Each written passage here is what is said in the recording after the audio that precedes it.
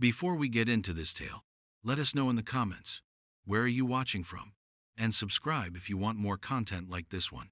The smell of stale whiskey and desperate men hung heavy in the air, a choking shroud that mirrored the knot in Elara's gut. The auctioneer's voice, a gravelly rasp, pounded against her ears, each syllable a hammer blow to her dignity. And for her, a young woman, sturdy, though in her condition, he gestured vaguely at her swollen belly, and a ripple of leering murmurs swept through the small, grimy hall. She stood on the makeshift stage, a plank across two barrels, her worn dress clinging to her, every fiber screaming shame. Her father had sold her once, a transaction of innocence for debt. Now, her husband's family, newly widowed and landless, was doing the same. Desperation mistaken for weakness, they called it. She was merely a burden to them, a mouth to feed and a scandal to hide. Her gaze drifted over the rough faces, none offering a flicker of kindness, only judgment or greed. A cold dread seeped into her bones. She wasn't sure which fate was worse, bought by a stranger, or simply left here, unchosen, abandoned again.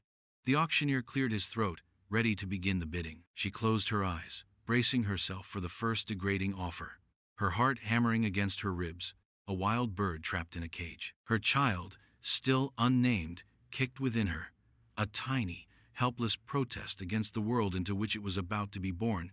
She wished for a different life, one where safety wasn't a cruel joke. A sudden, strong voice cut through the murmur, silencing the room. $60. Elara's eyes snapped open.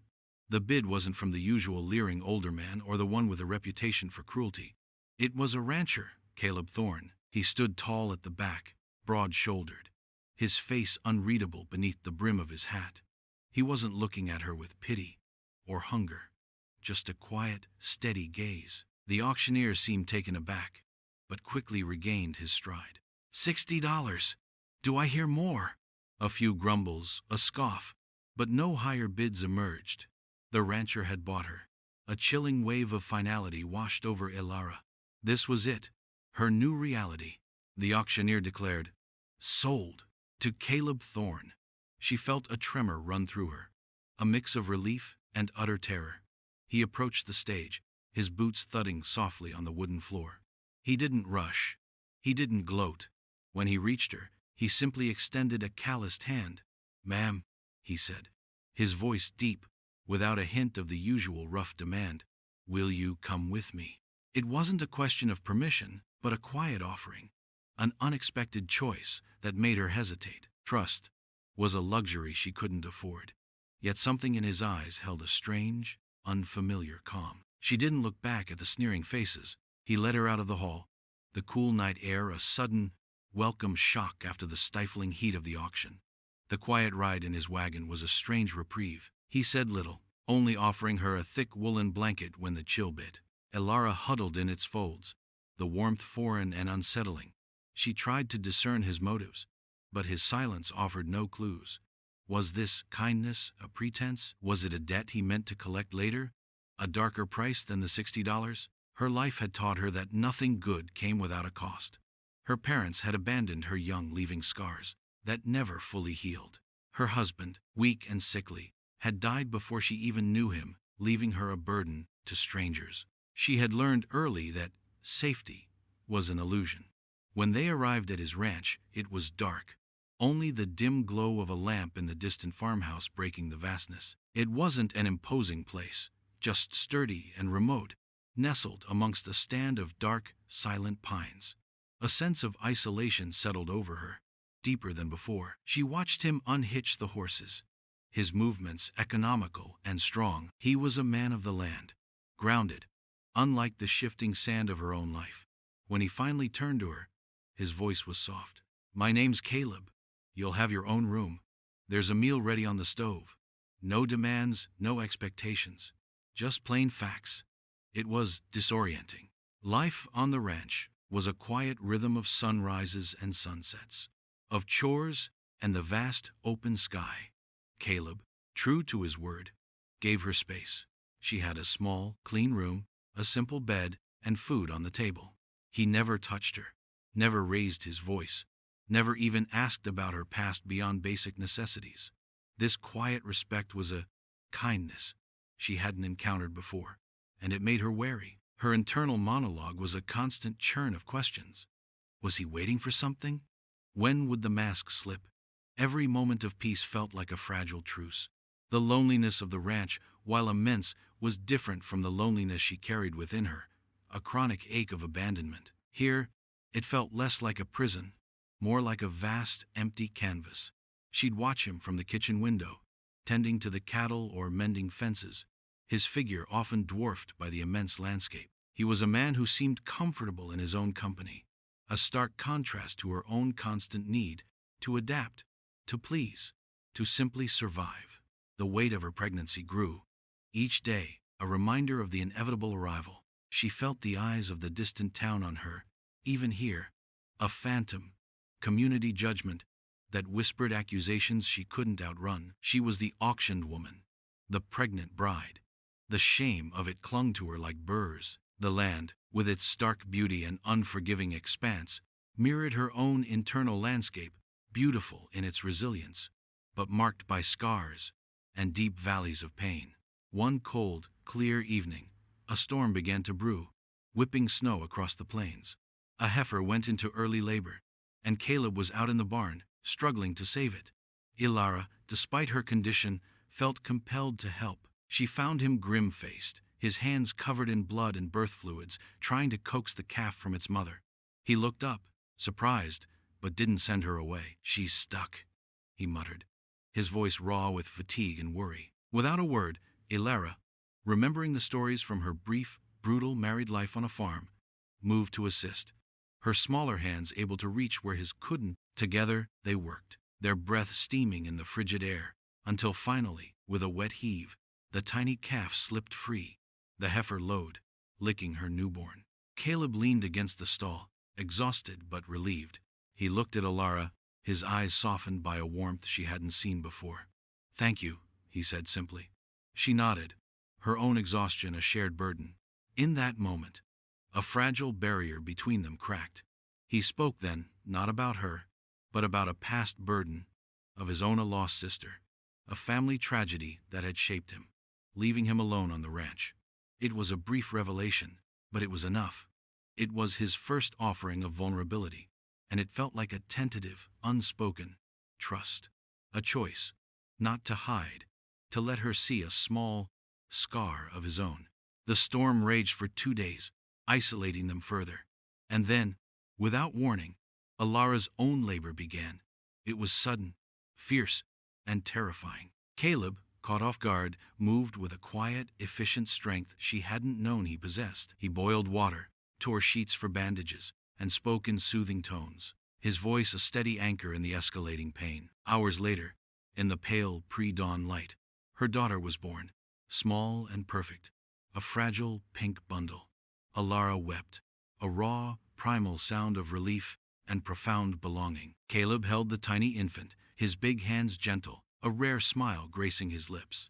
He placed the baby in her arms, and the world seemed to narrow to just the three of them. In that moment, the scars of her past, the shame, the abandonment, didn't vanish, but they seemed to dim, overshadowed by the fierce, protective love for this new life. He didn't claim the baby as his own, didn't try to erase her husband's memory, but his quiet presence, his unspoken support, transformed the pain of childbirth into a moment of shared, profound healing. She looked at him, really looked at him, and saw not just a rescuer, but a silent partner in this new, fragile family. It was a choice she hadn't considered before, a trust she might dare to place. The fragile peace shattered with the melting snow. News traveled slowly but surely in the quiet valley. Ilara's former in-laws, emboldened by the gossip, rode out to the ranch, their faces hard and accusing. They claimed she had no right to the child, that Caleb had bought her for illicit purposes, that the child was a burden and a scandal to their family name. The community judgment they embodied felt like a physical assault. The old church lady from town, notorious for her piety and sharp tongue, accompanied them, her eyes narrowed in disapproval, spreading false accusations like seeds on the wind. "This child," she declared, pointing a bony finger at the sleeping infant in Ilara's arms, is ill-begotten, a curse on this community. Ilara felt the familiar cold grip of fear, the terror of abandonment, of her innocent child in danger. She had been sold once. Would her daughter be taken from her now? Caleb stepped forward, his posture firm, his face unyielding. "She's my wife," he stated, his voice calm but with an edge of steel. "And this is my child. Our child." The words hung in the air, a bold declaration against the rising tide of malice. The in-laws scoffed, reminding him of the auction, mocking the truth of their marriage. This was the external threat, a gathering storm, not of nature, but of human cruelty, threatening to tear apart the tentative safety she had found. The confrontation escalated into a bitter argument, the in-laws threatening to involve the sheriff, to spread their venomous lies further. Caleb, though outwardly calm, faced a terrible moral dilemma. Protecting Ilara and the baby meant risking his own reputation, perhaps even his ranch. The town, small and insular, could turn against him. He could lose everything he had painstakingly built. Ilara watched him, her heart in her throat, expecting him to waver, to finally choose safety for himself. She had always been the one sacrificed. This was the moment where her trust in him would be tested. Truly, she saw the strain in his jaw, the flicker of concern in his eyes. He paused, looking from the angry faces of her former family to the bundled infant in her arms, then to Ilara, her face pale with fear. It was a choice, plain and stark. He stepped fully in front of them, his back to Ilara, shielding them. "You'll leave now," he said, his voice low, a controlled rumble. "And you'll not return. This is our home. This is our family." His loyalty tested and affirmed. Ilara felt a surge of something she hadn't felt in years, a fierce, protective pride. He wasn't just protecting them, he was choosing them. He was choosing to face community judgment for their sake. The burden was his now, too. The in-laws, shocked by Caleb's unwavering defiance, eventually retreated, sputtering threats, but ultimately backing down. The church lady cast one last condemning glare before huffing off. Their departure left an unsettling quiet, a lingering chill in the air. The threat had receded, but the scars of their words, the false accusations, remained. Ilara, still trembling, looked at Caleb. "Why?" she whispered, the question heavy with a lifetime of abandonment. He turned, his gaze soft, unwavering. "Because you belong here, Ilara, and so does she." It wasn't a triumphant roar, but a quiet, firm declaration. It was affirmation. She was not broken. Her desperation had been mistaken for weakness, but he saw something else, something worth protecting. He hadn't bought her. He had saved her, and in saving her, he had found something to save within himself, too. He wasn't a hero in the grand sense, but a man who made a quiet win, a choice to stay, to protect what was fragile and good. This kindness was more than a gesture. It was a foundation. She finally allowed herself to believe it, to truly feel the safety he offered. She reached out, her hand finding his, a silent promise exchanged. The world beyond their ranch might still judge, but within these walls, surrounded by the sturdy pines and the vast open sky, they had built a sanctuary. In the seasons that followed, the ranch became more than just a place to live.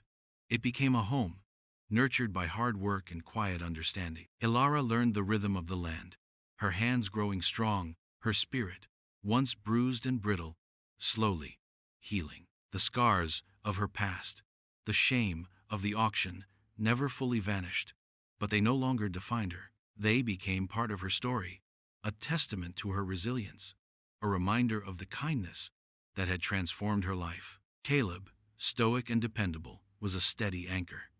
Their trust deepened with each shared sunrise, each challenge met together. Their daughter, growing fast, filled the quiet spaces with laughter, her presence a constant affirmation of their choice. She was not a consequence of desperation, but a blessing born of unexpected belonging. The community judgment never fully disappeared. A few whispered still, but their words held less power now. Ilara knew who she was, and who they were together. She was no longer defined by what she endured, but by what she had built, by the family she had found. Like the resilient trees that weathered the harsh winter storms, they stood stronger, their roots intertwined, their branches reaching for the vast, hopeful sky. Life on the ranch was a quiet promise, a testament to the enduring power of kindness and choice. Ilara often watched her daughter playing in the dusty yard, her small boots stirring up clouds, and she thought of the girl she once was, abandoned and unwanted, standing on that auction stage, her future bleak.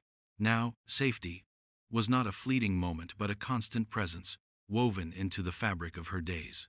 The trust she had slowly, painstakingly built with Caleb was the strongest bond she had ever known. He never asked her to forget her past, but he offered her a future where the burden of it felt lighter. She was not broken, merely bent, and now, through a love that had started with an unlikely bid, she was made whole. The ranch, once a place of refuge, had become a haven, echoing with the soft murmurs of their growing family. It was a bittersweet resolution, for the shadows of the past would always linger, but they were dwarfed by the immense, quiet joy of their present. The setting sun cast long shadows across the fields, painting the sky in hues of deep orange and purple, a silent reminder that even after the darkest storms, a new day always dawns, filled with the hauntingly hopeful promise of enduring, belonging,